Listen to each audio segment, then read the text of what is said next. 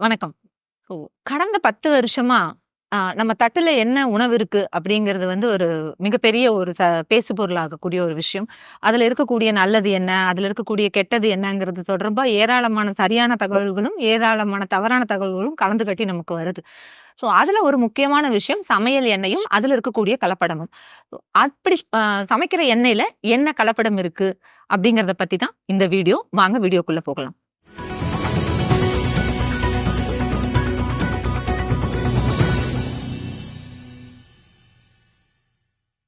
எண்ணெய்கள் அப்படின்னு வரும்பொழுது, நம்ம ஆரம்ப காலத்துல என்ன பண்றோம் அப்படின்னு சொன்னா, விலங்குலிருந்து கிடைக்கக்கூடிய கொழுப்ப வந்து ஒரு மெயின் சோர்ஸா யூஸ் பண்ணிட்டு இருக்கோம். எண்ணெய்க்கு நெய் அப்படிங்கிறது தான் உணவுல வந்து எண்ணெய்க்கான ஒரு சோர்ஸா இருந்தது. அதுக்கப்புறம் சிறு அளவுல அங்க கிடைக்கக்கூடிய விதைகள்ல இருந்து சில எண்ணெய்கள நம்ம மரச்செக்கு மாதிரியான ஒரு சிறிய அளவுல அந்த வட்டார அளவுல பண்ண முடிஞ்சது. பட் காலனி ஆதிக்கத்துக்கு பிறகு ஆ என்ன நடக்குதுன்னா, அதிகப்படியா தொழிற்சாலைகள்ல இந்த எண்ணெய உருவாக்கக்கூடிய தொழில்நுட்பம் வந்ததுக்கு அப்புறமா பரவலா இது கமர்ஷியலா ரொம்ப ரீச் ஆயிருக்கு. ஸோ எண்ணெய் அப்படிங்கிறது எந்த வித்திலிருந்து எடுக்கிறோம் அப்படிங்கிறது அந்தந்த நாட்டினுடைய சீதோஷ்ண நிலையை பொறுத்து மாறும். இப்போ பெரும்பாலும் பார்த்தீங்க அப்படின்னு சொன்னா சூரியகாந்தி பூவிலிருந்து கிடைக்கக்கூடிய எண்ணெய் வந்து ரஷ்யா, உக்ரைன் மாதிரி நாடுகள்ல இருந்து நமக்கு கிடைச்சிட்டு இருக்கு.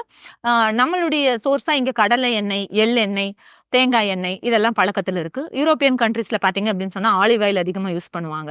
கடுகுல இருந்து இருக்கக்கூடிய எண்ணெய்களை வந்து வட இந்தியாவில் அதிகமாக நம்ம யூஸ் பண்றோம். இந்த எண்ணெய்கள் அப்படிங்கிறதுல 2 விதமான எண்ணெய் இருக்கு. ஒண்ணு வந்து பழங்கள்ல இருந்து நம்ம எடுக்கக்கூடிய எண்ணெய். தேங்காய், ஆலிவ் ஆயில் இதெல்லாம் வந்து ஃப்ரூட்ல இருந்து கிடைக்கிற எண்ணெய். கடல் எண்ணெய், எள்ளெண்ணெய் இதெல்லாம் வந்து பார்த்தீங்க அப்படின்னு சொன்னா விதைகள்ல இருந்து நம்ம எடுக்கக்கூடிய எண்ணெய். சரி. இப்ப இந்த எண்ணெய வந்து நம்ம செக்குல இருந்து எடுத்துட்டு இருந்த வரைக்கும் இது நமக்கு சரியா தான் இருக்கு. இதுல பெட்ரோலியம் ப்ராடக்ட்ட கலக்குறாங்க, மினரல் ஆயில கலக்குறாங்க, க்ரூட் ஆயில கலக்குறாங்க. இதெல்லாம் தான் நமக்கு அதிகப்படியான வதந்தியா நம்மள வந்தடைஞ்ச விஷயம். ஸோ அதுக்கப்புறம் என்ன ஆகுது அப்படின்னு சொன்னா, நெறைய பரவலா கமர்ஷியலைஸ் ஆயிருக்கக்கூடிய இந்த வணிக ரீதியான எண்ணெய்கள் சடனா ஒரு கட்டத்துல பிரேக் ஆயி, செக்கு எண்ணெய் தான் வந்து சரியானது. நம்ம மரச்செக்கு எண்ணெய் சாப்பிடணும், நாட்டு செக்கு எண்ணெய் சாப்பிடணும்னு ஆர்கானிக்கா நம்ம நகர்றோம். அது சரியா தப்பா அப்படிங்கறத விவாதிக்க எதுவும் இல்ல. பட் ஆக்சுவலா அப்படி பெட்ரோலியம் ப்ராடக்ட்ட கலந்தாங்களா அப்படிங்கறத பத்தி தான் நம்ம பேசணும். ஸோ எண்ணெயில என்ன பண்றாங்க கலப்படம் அப்படின்னு சொன்னா, சில எண்ணெயில சில விதைகள்ல இருந்து நமக்கு எண்ணெய் வந்து குறைஞ்ச அளவுல தான் கிடைக்கும். அப்போ அதிக அளவுல எண்ணெய் தரக்கூடிய விதைகள் இருக்கக்கூடிய எண்ணெயை எடுத்து மிக்ஸ் பண்ணுவாங்க. இதுதான் எண்ணெயில இருக்கக்கூடிய மிக பரவலான ஒரு கலப்படம் அப்படின்னு சொல்லலாம். பெரும்பாலான கலப்படங்கள் என்னவா இருக்கு அப்படின்னு சொன்னா, ரொம்ப எளிய விலையில கிடைக்கக்கூடிய எண்ணெய காஸ்ட்லியான எண்ணெயோட கலக்குறாங்க. இதுதான் நிகழ்ந்திருக்கு. இவங்க சொன்ன நம்ம வதந்திகள்ல வந்த மாதிரி பெட்ரோலியம் ப்ராடக்ட்ல இருந்து எடுத்த க்ரூட் ஆயில் அப்படிங்கறத எங்கேயும் கலக்கல. வெஜிடபிள் க்ரூட் ஆயில் அப்படிங்கிற ஒரு டெர்மினாலஜி இருக்கு. வெஜிடபிள் க்ரூட் ஆயில் அப்படின்னா என்ன அப்படின்னு சொன்னா, நீங்க கடலைய வந்து செக்குல ஆட்டி எடுக்கிறீங்க இல்லையா, அப்ப நமக்கு அந்த கசடுகளோட திக்கா வரக்கூடிய எண்ணெய் தான் வெஜிடபிள் க்ரூட் ஆயில். அந்த க்ரூட் ஆயில ரீஃபைன் பண்ணும்பொழுது நமக்கு என்ன நடக்கும் அப்படின்னு சொன்னா, எண்ணெயினுடைய அடர்த்தி குறைஞ்சு அதுல இருந்து சில வேதியியல் பொருட்களை நம்ம பிரிச்சு எடுத்துட முடியும். அதுக்கு சில வேதி பொருட்களையும் பயன்படுத்துறாங்க. அந்த பொருட்கள் என்ன ஆயிரும்னு சொன்னா, ஆஃப்டர் ப்ராசஸிங் அதுல இருந்து மறைஞ்சிரும். சில சமயம் அதுல ஏற்படக்கூடிய பிழைகள்னால டெஸ்ட் பண்ணும்பொழுது அந்த வேதியியல் பொருட்கள் இருக்க வாய்ப்பு இருக்கு. அதை வந்து அந்த இண்டஸ்ட்ரியே அந்த ப்ரொடக்ஷன்ல அவங்களுடைய குவாலிட்டி டெஸ்டிங்ல நிறுத்திடுவாங்க. உதாரணமா ஹெக்சேன் மாதிரியான கெமிக்கல்ஸை எண்ணெயை பிரிச்சு எடுக்கிறதுக்கு பயன்படுத்துவாங்க. இப்ப ஹெக்சேன் வந்து உங்களுடைய டெஸ்டிங்ல காட்டிடுச்சுன்னு சொன்னா, ஹெக்சேன் இஸ் பெட்ரோலியம் ப்ராடக்ட்ங்கிற மாதிரி உங்களுக்கு ரிசல்ட் வந்துடும். பட் பாரஃபின் மாதிரியான கசடு பொருளை எந்த இடத்துலயும் எண்ணெயில கலக்கிறது கிடையாது. அப்படியான தரவுகள் இருக்கக்கூடிய அப்படி உள்ள இருக்கா அப்படின்னு சொல்லி ஆராய்ச்சி கட்டுரைகள் இருந்தாலும் அதுக்குள்ள போய் படிச்சு பார்த்தா நமக்கு என்ன தரவுகள் கிடைக்குது அப்படின்னு சொன்னா, பாரஃபின் அந்த இடத்துல கலக்கிறது இல்ல. இந்த விலை குறைவான எண்ணெய்கள் இருக்க கூடிய கலப்படத்தை தான் அவங்க வந்து ஆய்வு கட்டுரைகளை விதவிதமா கொடுத்துருக்காங்க.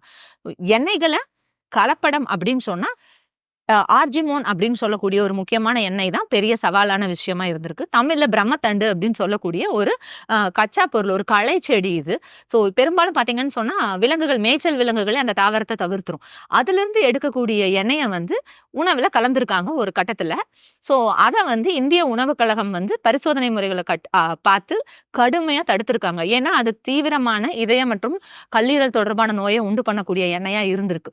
ஸோ அன்பேக்கேஜ்டா நம்ம வந்து கடைகள்ல வந்து முன்னெல்லாம் வந்து 6 லிட்டர் எண்ணெய் கொடுங்க, 1/4 லிட்டர் எண்ணெய் கொடுங்கன்னு கேட்டு நம்ம லூஸ்ல வாங்கிட்டு வந்த காலத்துல இந்த கலப்படம் அதிகமா இருந்திருக்கு.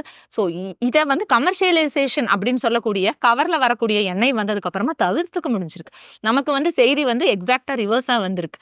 ஸோ பேக்கடு ஆயில்ல வந்து பாத்தீங்கன்னு சொன்னா அவங்க FSSAI அப்ரூவலோட வரும்பொழுது அதுல இந்த ஆர்ஜிமோன் எண்ணெயினுடைய கலப்படம் முற்றிலுமா தடுக்கப்பட்டிருக்கு. கடுகு எண்ணெயை சில சமயம் வந்து இந்த மாதிரியான உயர்தர விலையுடைய கடலை எண்ணெய், நல்லெண்ணெய் மாதிரி விஷயத்தோட கலப்பாங்க. ஸோ அதையும் வந்து முற்றிலும் தடுத்திருக்காங்க. அன்பேக்கடா எண்ணெயை விற்கவே கூடாதுங்கிற தடையும் விதிச்சிருக்காங்க. ஸோ பேக்கடு எண்ணெய் அப்படின்னு நம்ம சொல்லும் பொழுது ரிஃபைண்ட் ஆயில்ல நமக்கு வந்தக்கூடிய சிக்கல் என்னன்னு சொன்னா இந்த ஹெக்சேன் தான். அதையும் வந்து தரக்கட்டுப்பாட்டு நிலையம் வந்து கடுமையான விதிகளுக்கு அப்புறமா அதையும் தடுத்திருக்காங்க. எண்ணெயில வரக்கூடிய ரிஃபைண்ட் ஆயில் அப்படிங்கிறது வந்து பாத்தீங்க அப்படின்னு சொன்னா பியூரிஃபைட் ஆயில். அதுல சில சத்து இழப்புகள் இருக்கானா, சில சத்து இழப்புகளும் இருக்க வாய்ப்பு இருக்கு. ஆனா அதுல நம்ம நினைக்கிற மாதிரி பயப்படுற மாதிரி எந்த விதமான பெட்ரோலியம் ஆயிலும் மிக்ஸ் ஆகல. ஸோ இதுதான் வந்து எண்ணெய் அரசியல்ல இருக்கக்கூடிய மிகப்பெரிய ஒரு விஷயம். சரி, அடுத்த விஷயம், எண்ணெய் வந்து ஏன் நம்மளுடைய கடலை எண்ணெய், நல்லெண்ணெய் எல்லாம் இவ்வளோ விலை விற்கிது? அப்போ வெளிநாட்டில இருந்து இறக்குமதி செய்யக்கூடிய எண்ணெய்கள் வந்து இவ்வளோ விலை குறைவா இருக்கு, அதுல எகைன் வந்து பெட்ரோலியம் ப்ராடக்ட்ஸை கலந்து கொடுக்குறாங்க. இது வந்து அடுத்து வைக்கப்படுற ஒரு முக்கியமான வாதம். ஆனா அதையும் வந்து அதுக்குரிய ஆக்கைகளை படிச்சு பார்க்கும் பொழுது என்ன வருது அப்படின்னு சொன்னா, இந்திய அரசாங்கத்தினுடைய எண்ணெய் இறக்குமதி வரி வந்து ரொம்ப ரொம்ப கம்மியா இருக்கு. அந்த நாடுகள்ல அந்த எண்ணெய் வித்துக்களுடைய உற்பத்தி மிக அதிகமா இருக்கு. அதனால அவங்க அதை குறைஞ்ச விலைக்கு கொடுக்க முடியும். நமக்கு கடலை குறிப்பிட்ட ஹெக்டேர்ல விளையிற அளவை விட அவங்களுக்கு சூரியகாந்தி விதைகள் வந்து அந்த ஹெக்டேர்ல விளைஞ்சது ரொம்ப அதிகமா இருக்கிறதுனால அவங்களால அந்த விலைக்கு அதை கொடுக்க முடியுது. நம்மளுடைய இறக்குமதி விலையும் பாத்தீங்க அப்படின்னு சொன்னா ரொம்ப ரொம்ப ரொம்ப குறைவா இருக்கிறதுனால அரௌண்ட் 45% அப்படிங்கிறது நான் கடைசியா பார்த்த ஒரு தரவு. அதுல இருந்து பாத்தீங்க அப்படின்னு சொன்னா அந்த இறக்குமதி விலையும் குறைவா இருக்கிறதுனால அந்த எண்ணெய்கள் வந்து இங்க பரவலா எல்லா இடத்துலயும் விற்கப்படுது. பாத்தீங்க அப்படின்னு சொன்னா கச்சா எண்ணெய்ன்னு சொல்லக்கூடிய பெட்ரோலியம் எண்ணெய்க்கு அடுத்து நம்ம அதிகமா இறக்குமதி பண்றது அப்படின்னு சொன்னா இந்த சமையல் எண்ணெய் தான் அப்படின்னு சொல்லலாம். அதுக்காக நம்ம வந்து பெட்ரோலியம் ப்ராடக்டை இதுல கலக்குறாங்க அப்படின்னு சொல்லி தவறா புரிஞ்சுக்க தேவையில்லை. மினரல் ஆயில் அப்படிங்கிறது எங்க கலக்குறாங்க அப்படிங்கிறது ஒரு பாயிண்ட் இருக்கு. எங்கெல்லாம் தோல் மேல நம்ம தடவக்கூடிய எண்ணெய்களா இருக்கோ அதுல அதனுடைய எடை தட் மீன் அளவை கூட்டுறதுக்காக மினரல் ஆயில் சேர்க்கறாங்க. குறிப்பா பாத்தீங்க அப்படின்னு சொன்னா பாதாம் எண்ணெய், vitamin E oil, hair oil, இதுலலாம் மினரல் ஆயிலினுடைய கலப்பு இருக்கு. அது தோல் பகுதியில நீங்க வேஸ்லின் தடவறீங்க இல்லையா, சூதனிங்கான ஒரு எஃபெக்டுக்காக, அது போன்ற ஒரு பலனை தரக்கூடியது. அதுக்காக அதை கலக்குறாங்களே ஒழிய அதை நம்ம உள்ளுக்கு எடுத்துக்கிறதுக்கு, உணவா அதை பயன்படுத்துறதுக்கு எங்கேயும் அனுமதி இல்லை. ஸோ எண்ணெய் அப்படிங்கிறது என்ன அப்படின்னு சொன்னா கவர்ல வரக்கூடிய எண்ணெய் வெறும் ரீஃபைண்ட் ஆயில், அது பியூரிஃபை செய்யப்பட்ட எண்ணெய், அவ்வளவுதான். நம்ம நினைக்கிற மாதிரி அதுல எந்த விதமான பெட்ரோலியம் கலப்புகள் எல்லாம் கிடையாது. இது வந்து எண்ணெய் மேல மக்களுக்கு இருக்கக்கூடிய ஒரு அச்சத்தை போக்குறதுக்கு உதவியா இருக்கிற வீடியோவா இருக்கும்னு நம்புறோம். இன்னும் ஒரு நல்ல டாபிக்கோட வரோம். நன்றி.